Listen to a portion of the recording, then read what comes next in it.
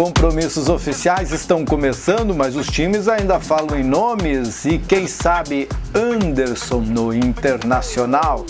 E o Rodolfo pode deixar o Grêmio, mas é em troca com a Europa. O Lajadense nos preparativos para o início do Gauchão 2015, agora no Papo de Boleiro.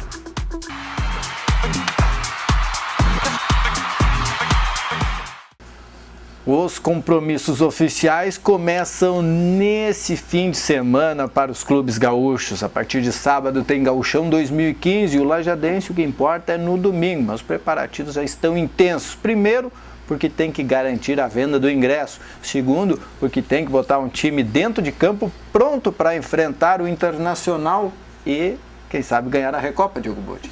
Por que não, né? Hoje a taça já deve vir bonita, a taça da Recopa aí que vai estar valendo nesse jogo aí entre Inter e Lajadense aqui no estádio Alviazul. E o Lajadense, por que não, né? Quem sabe ter quarta final consecutiva, quarta taça, né? Emendando já o ano passado aí. A Lajadense que vem numa ascensão durante o segundo semestre do ano passado, mas que agora realmente é um osso um pouco maior, né? Um pouco mais indigesto ali. Tem cara o Inter completo praticamente, com o que o técnico Diego Aguirre tem de melhor. O Internacional deve vir alajeado, até visando já um melhor entrosamento para a Libertadores. Mas o certo é que o técnico Carlos Vinck ainda não tem poucas dúvidas, até a colega Bagé esteve lá no estádio Alviazul e realmente não resta Ele escolhe ainda o time que deve iniciar a partida, mas são poucos os poréns que o técnico Carlos Vinck tem para esse time do Lajadense que deve encarar o Internacional. A base está mantida, é a mesma base que encerrou o ano passado, com um acréscimo de um ou dois jogadores. Então o Lajadense faz mistério, mas nem tanto mistério assim para o torcedor que já conhece o time. Não tem muito que se... E tem alguma alternativa também, Hugo? Alternativa sempre tem. Tem a questão do próprio Maicon, que é um jogador que chegou na semana passada aí, inserido ao grupo. É um jogador de velocidade, que pode dar um acréscimo bom no ataque, mas daí muda a questão do esquema do Luiz Carlos Vinck, que ele vem optando desde o segundo semestre do ano passado, quando ele optou para a linha de 3 meias e somente um atacante na frente. Então isso pode variar com a entrada ou não do Maicon. Se o Maicon ingressar no lugar de um dos meias, muda o esquema. Sai o do 4-5-1 e volta para o 4-4-2, né? Então, talvez essa adaptação ainda não seja um momento de se fazer, mas quem sabe não, o Maicon pode ser um elemento surpresa de grande importância aí, mas claro, vai depender do ritmo do jogo dele, como é que condições físicas e tudo mais, apesar que ele estava atuando lá no futebol pernambucano. Isso aí faz com que ele esteja mais preparado, mas já chegou algum tipo de informação lá do estádio Alviazul em relação à condição física? Tá tranquilo? Na verdade ele sempre foi bom, sempre se cuidou bastante, né? Um jogador que... A questão da condição física que a gente fala é a questão do ritmo de jogo. Se ele vai conseguir aguentar o tranco, vamos dizer assim. Né? Tipo, gordo ele nunca foi, e eu acho que nunca na vida vai ser. A questão é realmente ele estar em condições de encarar aí, por exemplo, 90 minutos, né? Ou pelo menos só 45. Então isso vai dos treinamentos, vai vendo conforme o jogador vai acusando dores ou fadiga um pouco ou não.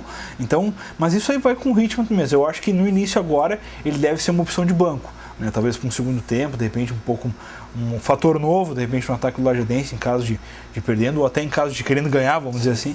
Mas o certo eu acho que o Luiz Carlos Vinck não deve mexer agora nessa estrutura tática e deve manter o 4-5-1. O Diego Aguirre está dando um novo ritmo, uma nova cara para o Internacional. E quem vai falar sobre isso é o Eduardo Sacha, analisando os treinamentos que têm sido feitos lá em Porto Alegre. Começar a evoluir e pegar ritmo de jogo para fazer o bom gauchão. Ajeitado o que estava de errado, arrumando a movimentação, marcação. Então acho que a gente está pegando o jeito dele e agora, conforme os jogos vão indo, tendo sequência, a gente vai conseguir fazer o que ele está pedindo.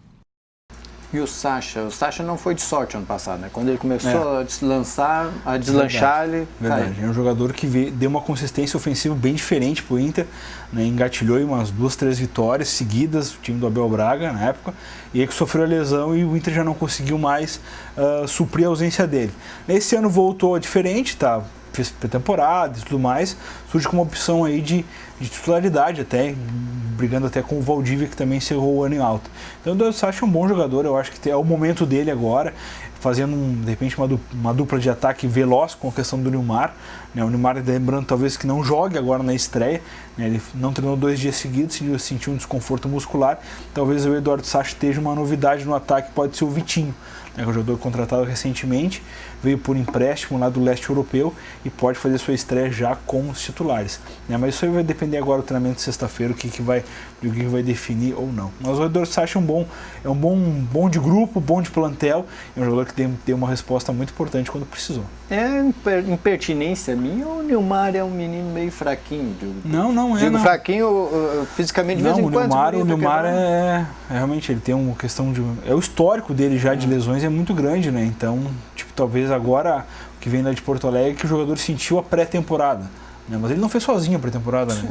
Então, talvez agora acusou um desconforto muscular e tal. Então, eu acho que é mais preservação do que, uma lesão mais grave, né? Então, eu acho que o Dioguinho já treinou o próprio Nilmar lá no Catar e ele sabe das condições que o atacante pode render em campo, então ele quer o Nilmar 100%, senão ele disse que não bota o jogador. Justo. Anderson no Internacional, o papo hoje à tarde bombou, e até salário dele já se tem, né? É verdade. Eu acho que nas redes sociais aí, o pessoal da imprensa de Porto Alegre já coloca o Anderson desembarcando sábado em Porto Alegre para assinar por 4 anos com o Internacional, com salário na casa dos R$500 mil, né?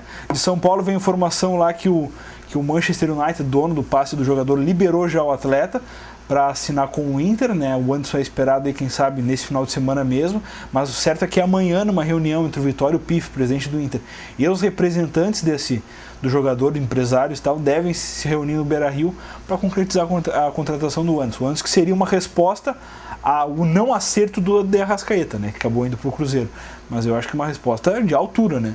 O jogador que foi revelado pelo Grêmio aí, foi o grande... O torcedor do Grêmio se vai lembrar, na Batalha dos Aflitos, aquele título emblemático da Série B do Campeonato Brasileiro lá em 2005, desculpa. O Anderson foi o protagonista daquele jogo lá, teve uma sequência até bombástica no Grêmio, e logo acabou se transferindo para o Porto de Portugal, onde fez a carreira na Europa. No Manchester United não vem bem, são 7 anos já de Inglaterra, o jogador ainda não conseguiu o seu melhor futebol, andou afastado e tudo mais, então, que Anderson é esse que pode desembarcar no Internacional? O Anderson lá do final da década de 2005, 2006, ou esse Anderson agora que de repente perdeu espaço e quem sabe não perdeu até a vontade de jogar futebol, né? Porque o Anderson não joga uma partida oficial desde agosto de 2014, então é esperar para ver o que vai se dar desfecho desse negócio. Tem jogador que não se cria no exterior, né? É verdade, é complicado. O próprio D'Alessandro, né? O próprio D'Alessandro, jogador que fez história internacional. Eu até estava esse dia olhando o histórico do D'Alessandro ali. O clube que ele mais jogou foi o Inter.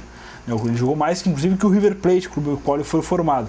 Né? E realmente, o D'Alessandro lá rodou alguns times médios a pequenos na Europa, na Alemanha, na Inglaterra, né? Até parar no Zaragoza da Espanha, aí voltou para o São Lourenço da Argentina e o Inter acabou trazendo. E aí deu o que deu, né? O D'Alessandro explodiu no Internacional e conquistou o Libertador, conquistou tudo que podia conquistar. Hoje é o xerifão. Bom, no lado do Grêmio, na chamada falei de Rodolfo. Rodolfo pode ir por troca. Exatamente, tem um jogador argentino, o Diego Botta, se eu não me engano o nome, o Internacional ofereceu, o Internacional de Milão tentou o empréstimo do Rodolfo, o Grêmio disse que não queria emprestar, se o Rodolfo saísse é por dinheiro. Daí a Internacional voltou atrás, consultou o seu grupo, ofereceu o argentino na troca do Rodolfo. Então, talvez agora, como mais uma compensação financeira, o Grêmio acaba cedendo a pressão dos italianos e possa estar negociando o Rodolfo aí, que um grande jogador na temporada passada, um dos pilares desse modelo defensivo do técnico Filipão aí, que pode estar se despedindo. Não há substituto dentro da arena hoje, os jogadores que o Grêmio tem não competem, não chegam à altura, o nível técnico do próprio Rodolfo, então é uma perda muito grande se o Grêmio se desfizer do jogador, que por um meio argentino que normalmente é uma incógnita, né? Porque o argentino vem, ele demora para se adaptar, ele demora para falar, ele demora para tudo, né? Quando vai ver, vai ser junho e o jogador ainda não estreou. Ou vamos dizer assim, não estreou com segmento, com boa desenvoltura de jogos. Então a gente é uma incógnita aí que o Grêmio está fazendo esse negócio, mas o certo é que o Internacional está firme, busca o jogador, é um pedido do próprio treinador que já queria o Rodolfo na época que ele treinava o Galatasaray da Turquia e agora volta a investir no jogador e pode estar saindo Rodolfo do Grêmio. Por outro lado, o Grêmio aposta na recuperação dos seus meninos aí, tem o Gabriel Silva, que é um jogador que veio surgindo da base e tal. Tem a lesão do Pedro Jeromel, que ainda não tem um termo para voltar. Então talvez o Grêmio vai precisar se apoiar nesses jogadores aí para ter um sistema defensivo sólido como a saída do Rodolfo. Isso é uma notícia ruim para o técnico Filipão. Os 2 times que ele treina, o Rodolfo está em todos, né? Não, o Rodolfo é peça indiscutível. Os dois times que ele imagina, um com Barcos na frente, outro com Marcelo Moreno. Não, ali a defesa é indiscutível. O Rodolfo. No caso, dá para falar do Grêmio ali, o Grêmio tem alguns jogadores que são indiscutíveis. O Marcelo Groi, o Rodolfo, né, do meio para frente ali é tudo uma incógnita, mas o certo é que o Rodolfo é uma dessas peças dessa espinha, vamos dizer assim, do Grêmio, né? E se sair, realmente vai ser uma perda bastante considerável. Só se o Grêmio já tiver alguma carta na manga de contratação, o que eu acho difícil, até porque o Grêmio não tem dinheiro. Qual time nesse tu apostaria, Diogo Botti? Marcelo Groi, Matias Rodrigues, Rodolfo, Marcelo Oliveira e Marcelo Hermes, Felipe Bastos, Araújo, Galhardo e Douglas, Luan e Barcos. Esse é um time. O outro, Marcelo Groi. Eu aposto no outro sem o Douglas. Não tem opção. Não tem opção. Douglas e Luan, Everaldo e Marcelo Moreno. Mas aí tá, eu vou te falar hoje que o Filipão começou o treinamento da manhã sem o Douglas titular. Hoje? Treinou Lincoln e Luan. Coragem. Deixou o Douglas entre os reservas até, o Barcos foi mantido na frente, deve iniciar aí na frente do Marcelo Moreno na titularidade no setor ofensivo, e o Everaldo treinou do lado do Barcos. Mas tu viu quem marcou o gol? Não. O Douglas, né? Os reservas ganharam, então. Não, na verdade ele marcou, foi no treino de ontem. Mas tem uma condição aí, na verdade o Filipão inventou bastante nesse time aí, pelos volantes, eu me lembro, foi mantido o Araújo e o Bastos, e a defesa também era a mesma defesa essa que tu leu. Com a diferença do Galhardo no lateral direito no lugar do Matias Rodrigues. Essa é a diferença. O outro é o Groi, o Galhardo, Rodolfo, Marcelo Oliveira e o Hermes, né? Marcelo Hermes. Aí vem Araújo, Balbino, Douglas e Luan. Everaldo e Marcelo Moreno. Desse time aí, o Lincoln entra no lugar do Douglas. Essa é a diferença, esse treinamento aí, que o Douglas acabou sendo na reserva, mas isso não deve acontecer, até porque eu acho que o Douglas é uma aposta tanto do Filipão quanto da direção do Grêmio para ser o homem de articulação que o Grêmio não teve no passado. Não vai poder também o pouco que o Grêmio trouxe ignorar, né? Exatamente. Vai ficar mal para chefia. Exatamente, né? Você deixou o cara no banco, para que trouxe então? Né? É isso aí. Amanhã é sexta-feira, é o último dia antes do início do Gauchão. Nós faremos um apanhado do que teremos no fim de semana para o começo do campeonato mais peleado do Rio Grande do Sul. Então, pronto. Boa. Amanhã a gente volta depois da redação informativa. Até mais. Um abraço.